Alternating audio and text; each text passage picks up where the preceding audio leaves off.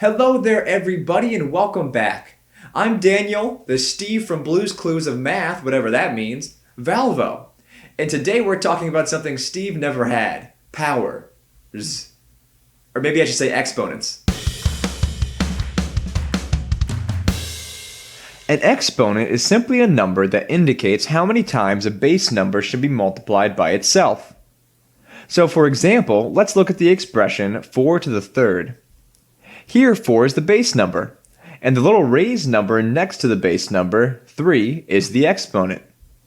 Now whenever we have a base number and an exponent like this, we evaluate the expression by multiplying the base number by itself the exponent number of times. So here, 4 to the 3 equals 4 times 4 times 4. And note we have 3 4s here because our exponent is 3. Then 4 times 4 times 4 equals 64. So